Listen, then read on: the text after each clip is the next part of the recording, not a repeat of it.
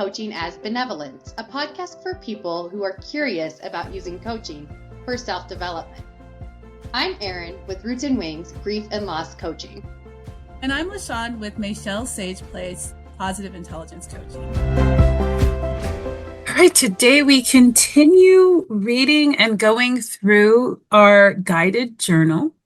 For those of you who are joining us for the first time, the title of our guided journal is Coaching Nuggets of Wisdom to Inspire, Explore, Act, Flourish, a guided journal to live your best life.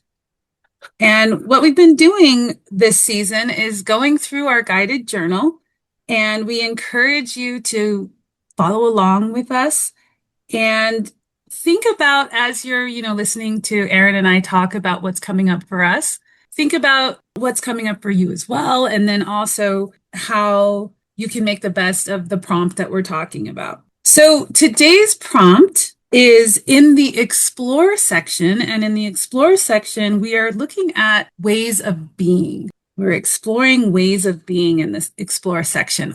So now I will read the prompt. Ask and offer support authentically when loved ones grieve. Show up and be present.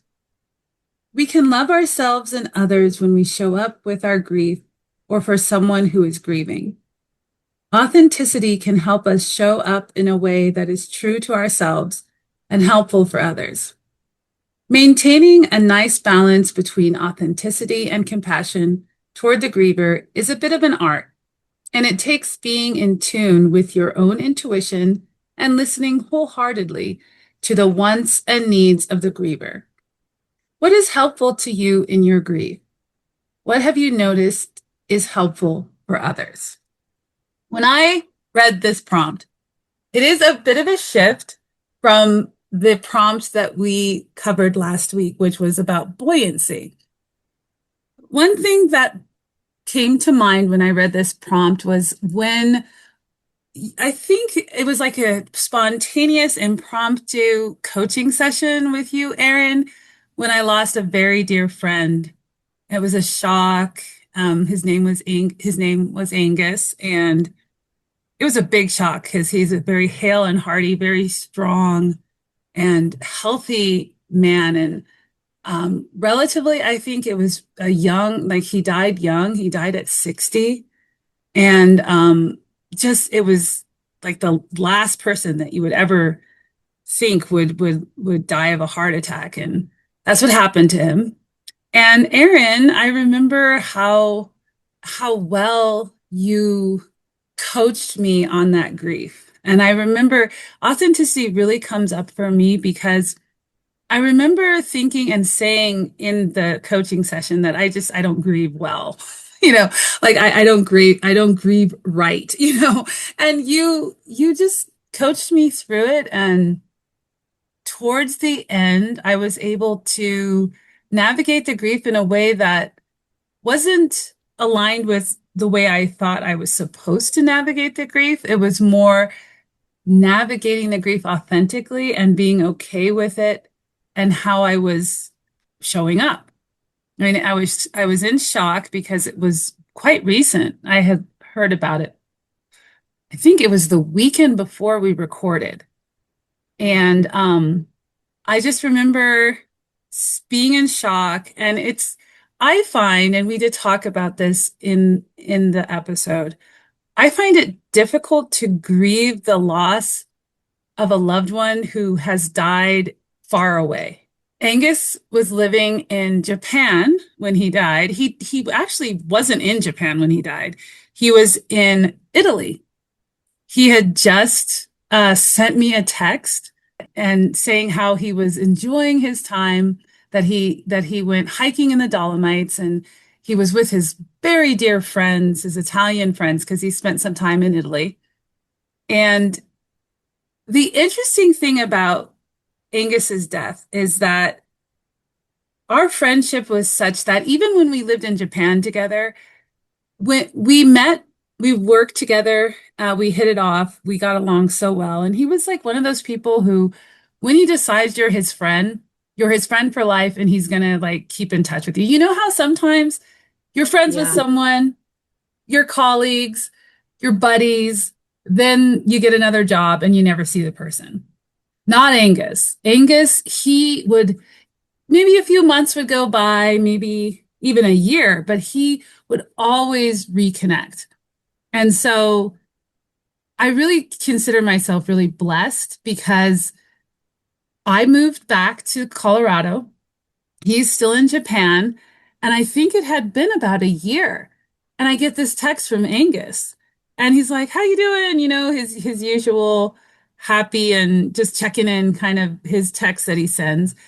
And he said that he was on a different app and he found me on the app and he added me on the app and he just wanted to touch base. And we had some, exchanges. And this was about a week and a half before he died.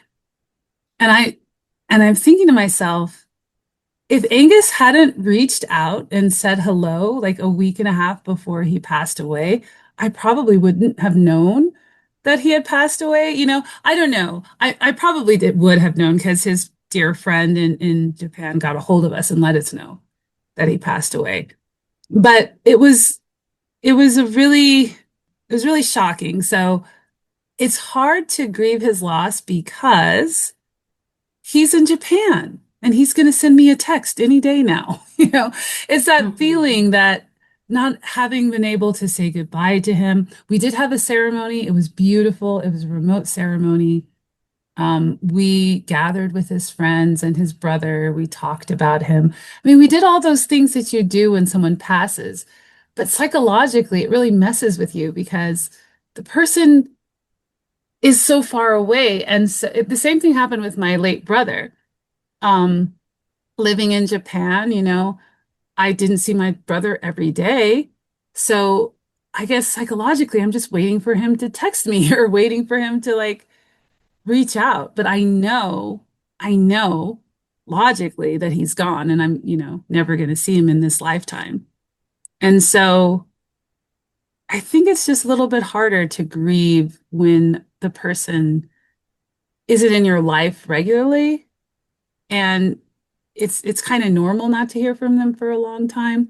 So those are the things that I was thinking about. And the line that really stuck out for me was the one about maintaining a nice balance. So I'm going to read that again. And maintaining a nice balance between authenticity and compassion toward the griever is a bit of an art.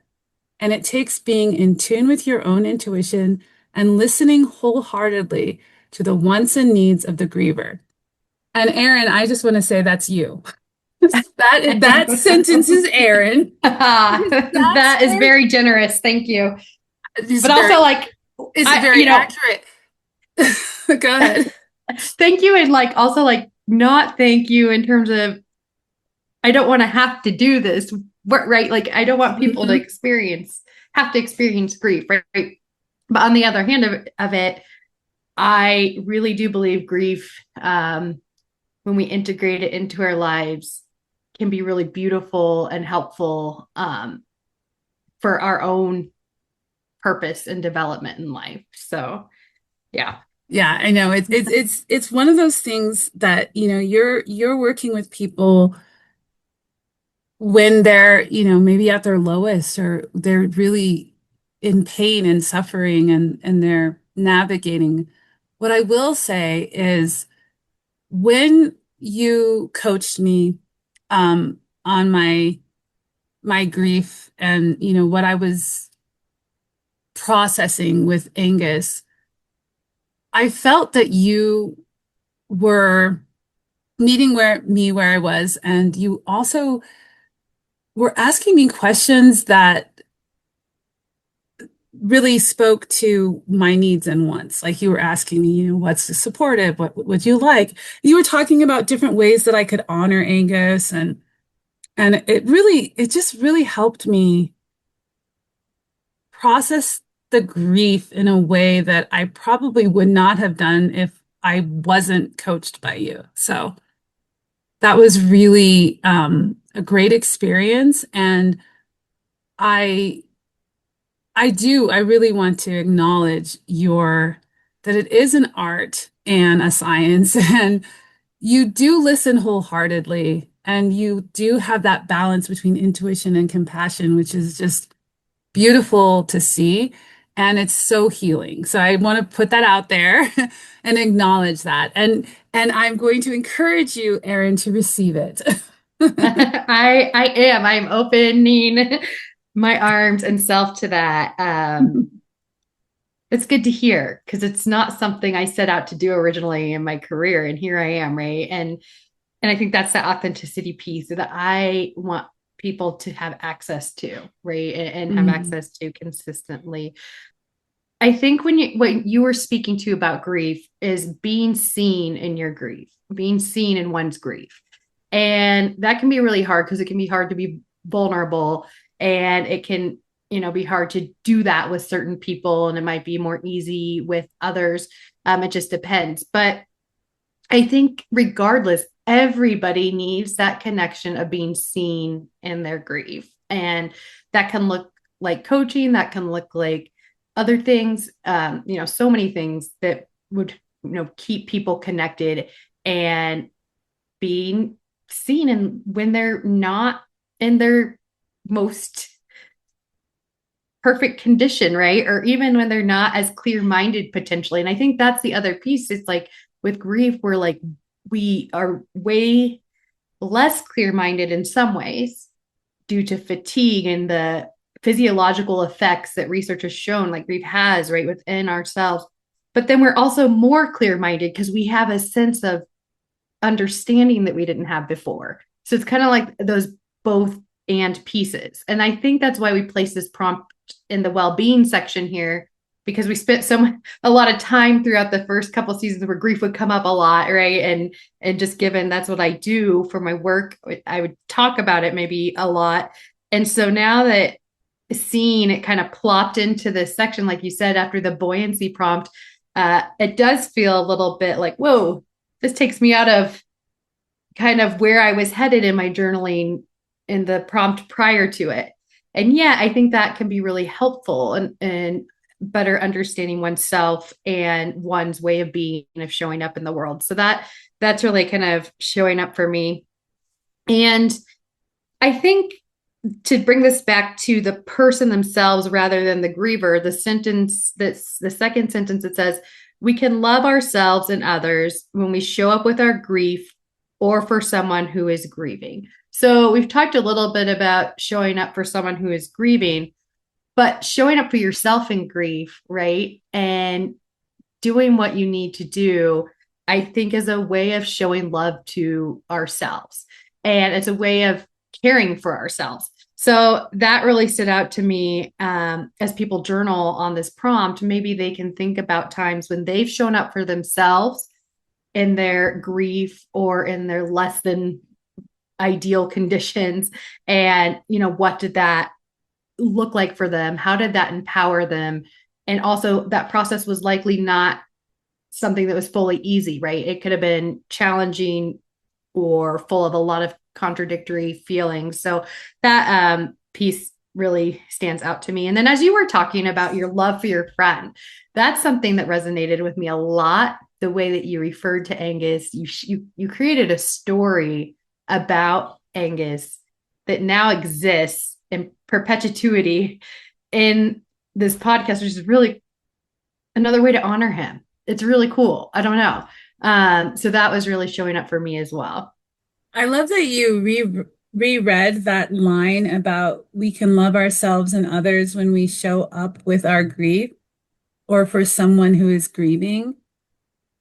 And I really want to like look at that phrase show up. So what does that mean? And also just for me to show up is to like not abandon yourself. You show up, you're present. So when I see the phrase to show up, I think of presence. I find that something that comes up a lot in my life. I recently I think the showing up is like 99.9% of the work. Because if you don't show up, there's nowhere to begin. I think that's where we begin is when we show up. And I think when we show up, when we're present with ourselves and we're present in our grief, and I'll go back to that experience with Angus, and if I compare my experience processing grief with my father and my brother, there's like a public aspect to that, right? You're grieving with your family, you're grieving with people, and they kind of have expectations of a griever. And there's also, for me, there's a pressure and there's an expectation to be strong and to be helpful. I think that's like one of my main things is I'm always in my family. I feel like if I'm not helpful, if I'm not doing something, if I'm not like, you know, in the kitchen cleaning or setting up food or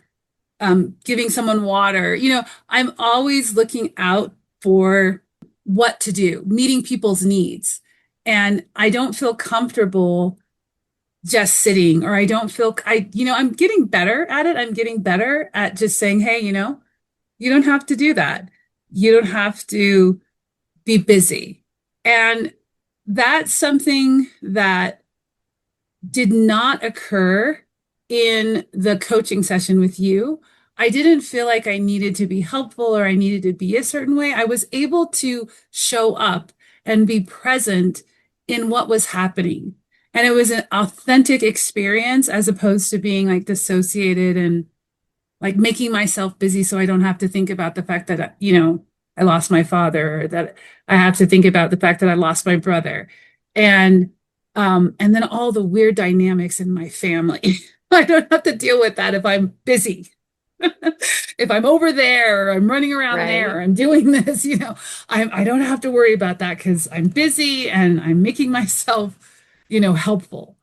But in that session, I was able to sit and really experience authentically what it meant for Angus not to be there.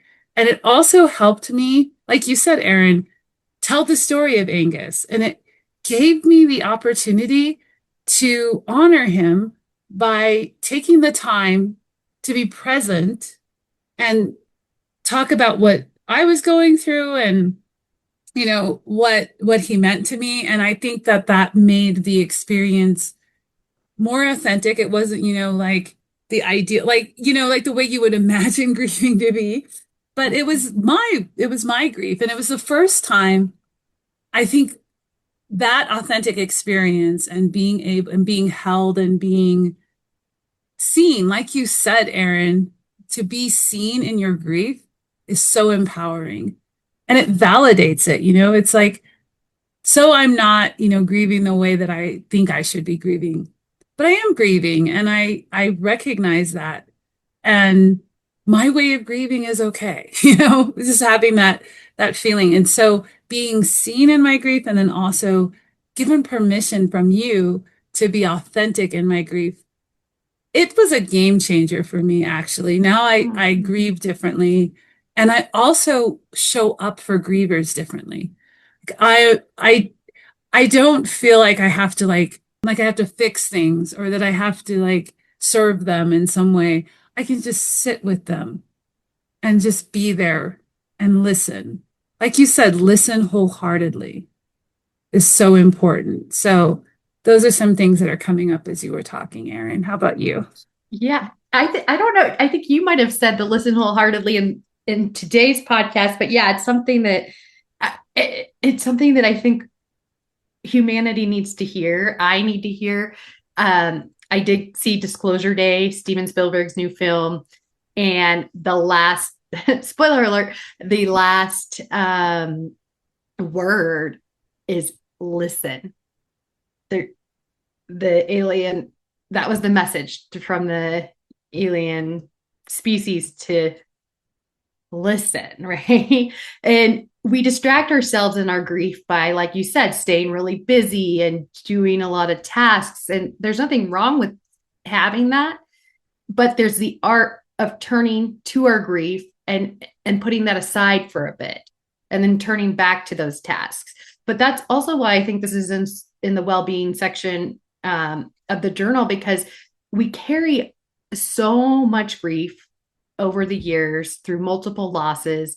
And when we tend to that, when we have the space, like in this journal prompt, to even just sit with it and listen, that is so meaningful and powerful for people. And it really does change lives. Like you're saying, like having that space can really change one's life to address some of those unmet grief needs, maybe from childhood or from, the past 30 plus years or wherever people are in their lives. So that really came up for me when you were talking. And then when you mentioned the complex family dynamic, I was actually reflecting on this the other day after just like having some clients and then my own thinking and feeling. And I was like, oh, family dynamics make grief so hard sometimes, like harder than anything else. Yes, there are some societal things that make it really challenging too. Mm-hmm. But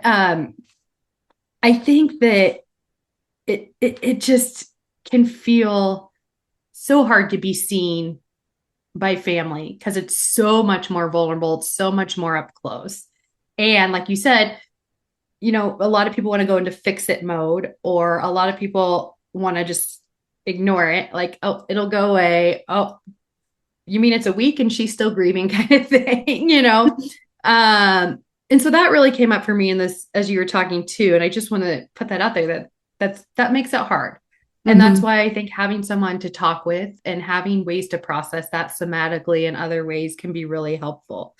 And then as you were talking about Angus's death being different from your brother and your dad's, I think that there's something really powerful there to address too, because that's so true. Sometimes that's oftentimes called disenfranchised grief, where from a societal point of view, it doesn't look like a big loss in comparison to maybe some other losses in one's life, but it may have just as big, if not a bigger impact. And, that can be disorienting for the individual. Why am I grieving so much? Or why am I not grieving enough? All the questions, especially when they are so far away geographically, right? Like, so that there's actually a term that that relates to, what you are holding. Mm-hmm. And, grief isn't something that we will tend to and it'll completely go away. There will be moments where it comes back up and shifts and changes. But I think that is what the complexity of being human and the gift of being human is that it gives us access to change, like that transformation. And to me, that might sound very positive or toxically positive about grief. I know I'm going to use that term way too much, but I don't think so. And I was listening to I wrote this down. I'll have to look up her name, but she's a new author out with a book about grief. And she was feeling really frustrated. And that's why she wrote her book, because she felt like a lot of the books were all based in some really complex emotions where she was doing okay and feeling quite happy and all these things. And so, how do you navigate that too? Because that can feel a little bit disorienting sometimes, but also it might just be where the individual is at and needs to be too. So there's so much complexity with grief, and that's why I like grief work. It's because every time there's another thread that layers into it so much. And it seems to be gaining so much more publicity lately. Like it's being talked about on different news channels a lot more. And it's in the Atlantic, an article on grief the other day. And then obviously Anderson Cooper's podcast and all these things, like, right. People are seeing this need to have conversations about this. Mm-hmm. And so that might be shifting our cultural responses as well too. So that might be a good thing to think about as one journals on this prompt, like as society is shifting, what are the hopes and fears with that in regards to one's grief? My mind went into so many places as you were talking. It was kind of like walking down the garden path in a way. One thing that did come up for me was what you said about the author who wrote about her grief being different and having and maybe even being lighter than what is expected in society. There's more of a heaviness with grief. And I resonate with that because that's the way I often respond to grief. Like there's still the sadness and the missing the person and knowing that I will never see them in this lifetime. However, energetically, I feel like that person is still with me. I still have like, so like you were saying, Eryn, when I was talking about Angus, he became real and there was a story. And when I talk about my loved ones who've passed away, I see them and I feel their energy and I feel what it was like to be in their presence. And so I don't see them as gone. I see them as changed. I see that they're no longer physical, but their spirit is still very much with me. And that's difficult to reconcile with when people, the way that society sees grieving is there has to be this profound sadness and maybe even anger and this sense of the I don't even know finiteness or that humans are finite, that there's no eternal aspect of humanity. So it's a very, I would say, atheistic way of looking at, or even like secular way of looking at death. And I was raised Mormon, and so I do have a background of religion and also spirituality because I have since like changed the way that I express my spirituality. It's much more spiritual than it is religious, dogmatic, that kind of thing. And so I very much believe that we are energy. And so energy can neither be created nor destroyed. And so I think that we've just transformed. And I believe that strongly because whenever I think about people who have passed on, I feel their presence and I feel like it's not like it's a memory. I actually do feel like they're there, they're not just this static memory, but that there's something dynamic and changing, yet familiar about the feeling. And so I'm kind of into the into the kind of esoteric woo-woo land right now, but that's how I experience life and how I experience death as well as being, a transformation, a change. And so although I know I will never see their physical form, I do feel even closer to them after they've passed. Like before, I would talk about Angus and I'd be like, oh, I should go text him because he's physically here. But now that he's not here physically, I feel like I didn't think about Angus and he's there instantaneously. I don't have to go text him. Like he's there. So that's kind of how I felt. And so I really resonated what you said about that author. And I'm interested to see what her book was about and how she talks about her experience and how that is for her. But definitely resonated with me. How about you, Eryn? Yeah.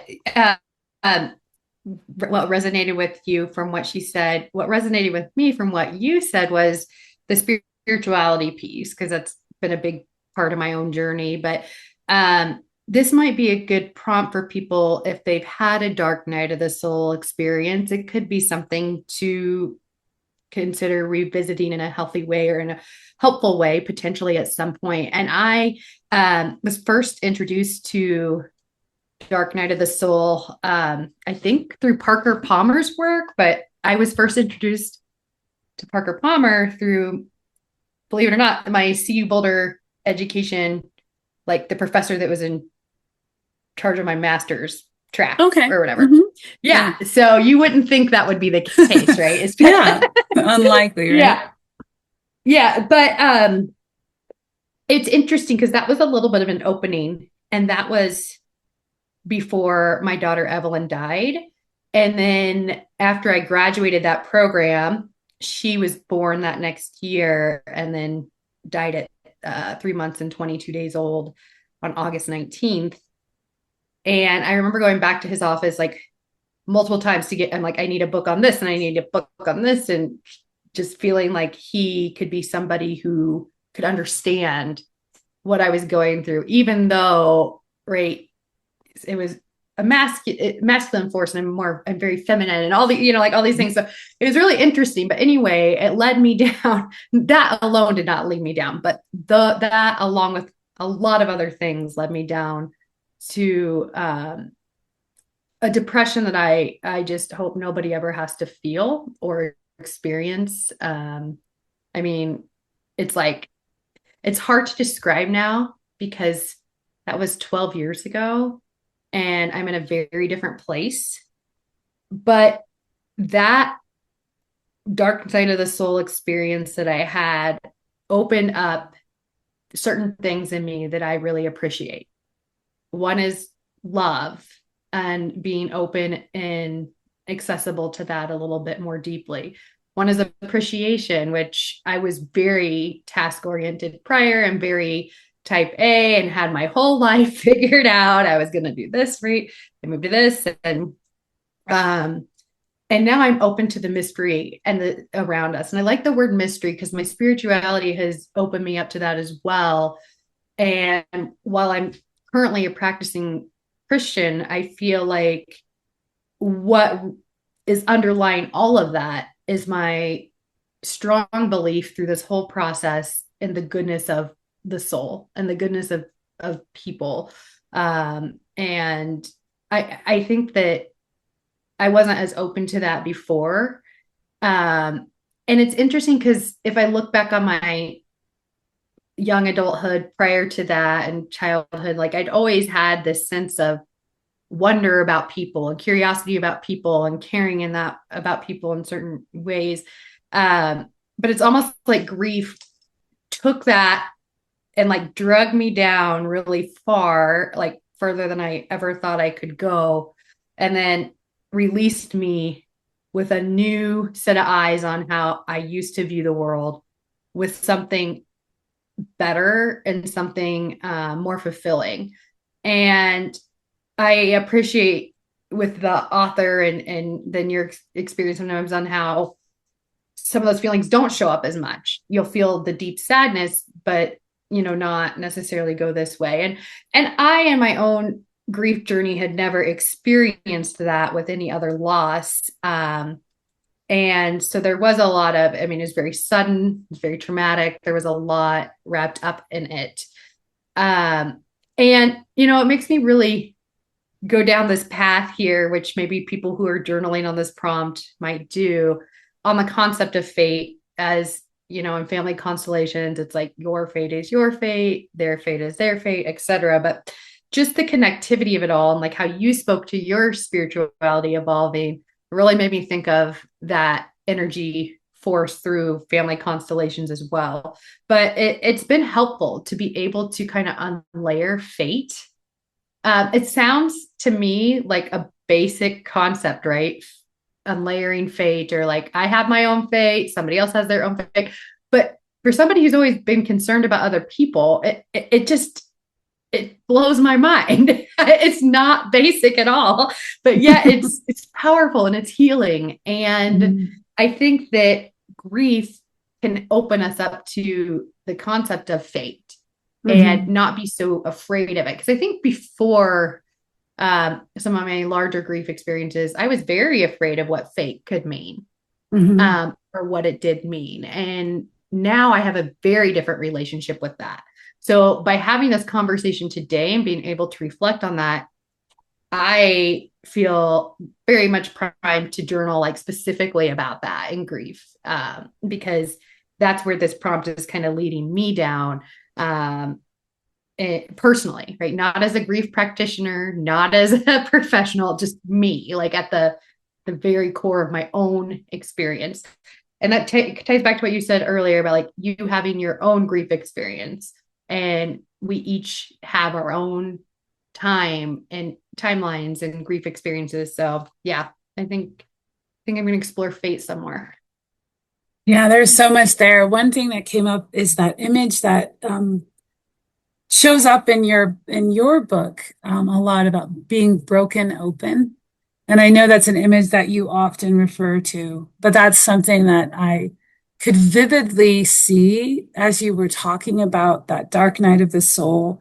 And what I imagined in my mind's eye was this very, very dark egg that then had this little sliver of light kind of shining out of it. And then little by little, that shining light coming out of that very, very dark egg just kind of widened the fissure in the egg. And then the light just kind of took over. But that's what was like emerging in my mind as you were talking, is like this image of a very dark egg that had a little tiny crack in it that had a little bit of light, and then it just shined out from, or shone out from the egg, and it just kind of took over, so that almost like the egg was kind of a silhouette. So yeah, that's what was coming up for me. The broken open, which shows up a lot in your writing and in our conversations. And then also what you said about um the other thing that you said that really stuck out, that you said last. It was the last thing you said, and I was just like kind of lost in the image of the egg. Lost the last part of it, but it'll come to me. But that was something that it was just really engaging, like what you were saying about what you went through when before Evelyn was born, and then that little, almost like a seed was planted for you, and then you were able to go back to that, to back to the source, and then also to, and I think it was three things that you mentioned that you were open to. Love was the first one. And then of course, Appreciation. appreciate, yes, love, appreciation. Was curiosity or mystery, I open to the think mystery? I think mystery slash spirituality Yeah, shifted, or mystery. yeah. Yeah. So that too is really intriguing to me as well. Like the things that you were open to as a result of that very, very, very difficult experience. And there was so much that came out of that. Just that was, my mind was just kind of in many different places, and kind of lost in the story, and also the image of the dark egg. Yeah. I like that image. I appreciate you sharing that because I have not visualized that in that way. And that's kind of how Hmm. I felt like, right? Just Hmm. as far down as I could go into this, Hmm. not take up space. Yeah, yeah. Yeah. Almost like, and then it would be like, I imagine like a dark egg up against a dark background, so almost invisible. And the only way that you Yeah. see the egg is that the light that's shining out of the egg, and that light, the reflection of that light, um, brings out the outline of the egg, and oh, you realize it's an egg, and then it gets Yeah. lighter and lighter, and you get to see more and more of it. So, yeah. Yeah, I could see that um, metaphor visualization used in a visioning exercise, right, with a client or Hmm. something, or even in this journal prompt, journaling on like what has been one's own experience with that dark egg and a little, crack that lets the light in and out. Like, I think that that's so Hmm. cool, right? Like, it's like both. I had to find a way to open up my light a little bit, but the light letting in were the people that were helping me, and Hmm. the spiritual forces at play and all of those things. So I don't know. I just like how that reciprocity also is part of the image. And then I just remembered because of what you said about the visualization, and I don't know why that just kind of made me think about family constellations, which you mentioned, and then you mentioned fate. And Yeah. that's the other thing. You bringing in fate, I think that's so, I think that's, I love that you brought in fate, because I actually did a constellation very recently, and fate was a huge part of that. And it was interesting because I was facilitating the constellation. I wasn't repping or anything. I wasn't a representative in the constellation. And as a facilitator, fate showed up in the constellation as this very steady, very big, very comforting entity. And when I was facilitating the constellation, the characters that were sad and disappointed and angry and their ego was getting in the way, that phrase that you mentioned, your fate is your fate, my fate is my fate. That phrase, when the representatives were repeating what we call healing phrases, it's a healing phrase, you could see how that representative was like able to take a sigh of relief, like that to take the weight off of their shoulders. And like some of the things that the representatives were saying after they said the healing phrases was very similar to, you know, relief, and they were able to speak more, they were able to express more. And so I just think that is a really important part of grief and life in general and family dynamics, because, you know, family constellations. I think when fate shows up, people can lay down their burdens and they can take back their fate, but they can also give fate that, you know, that the heaviness of that. And just having fate there changes the dynamics in the constellation. And I think when we think about, you would think, because you mentioned this, Eryn, like someone who is cares about other people and is attuned to other people and what they need and want. That phrase, your fate is your fate, my fate is my fate, seems like it's kind of selfish, or it seems like, you know, you're over there and me over here. But really, I think what it does is it really releases you of undue responsibilities. Like when you say to the other person, your fate is your fate, my fate is mine, it's almost like a gift that we're giving ourselves and the person. Uh, so I love that you brought in fate, because that I think is such a powerful concept to hold. And I do think that if you can, you know, listeners, if you can think about, you know, fate and where it shows up in grief, and is it a comfort or is it scary? Like what comes up for you when you hear the word fate? In the same way, you know, that Eryn and I are talking about fate, we're going to see fate differently. I mean, I would have to say that before I got into family constellations, I did not think of fate as something that carries, you know? Um, but now Can you I see it explain very, real yeah, quickly what you mean carries? yes. Okay, so in family constellations, people in things that are bigger in family constellations are the ones that carry. So the way that it works is you have the person who is wanting to do the family constellations, they're called the seeker. The seeker and their line, like their lineage, so you have their parents are bigger than they are. So if you have the seeker and the parents talking, whether they were parentified or whatever they do, whatever happens when you kind of take on the role of a parent, whether that is like true or not, in the constellation, you want to make sure to make it so that the seeker is smaller than the parent. And the grandparents are bigger, the ancestors are bigger, and then it goes all the way to fate. Fate is big, huge, and it can carry everything. So so the child doesn't carry, the parent carries. And the parent can take whatever they're carrying and give it to a bigger entity like fate.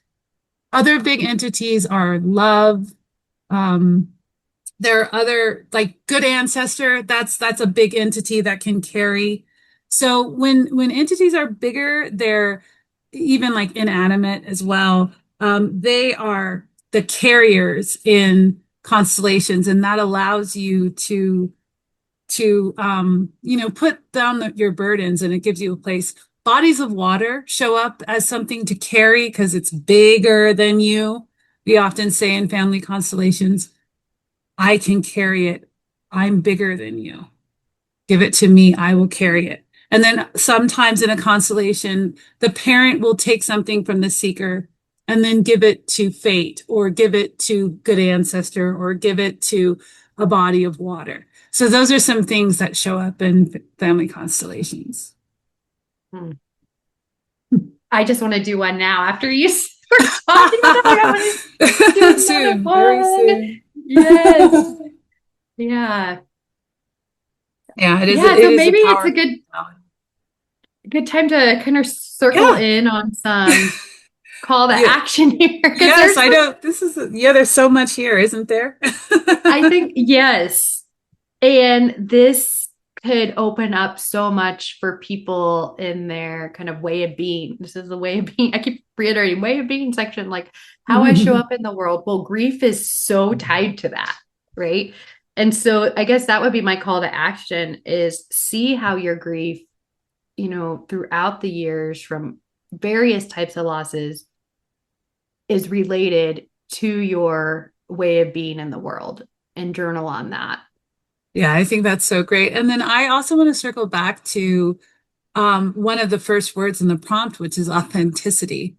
And I encourage you, as you do the prompt and as you journal, what is authenticity? What does that look like for you? And how is that supportive in your grief? And how does it show up in your grief?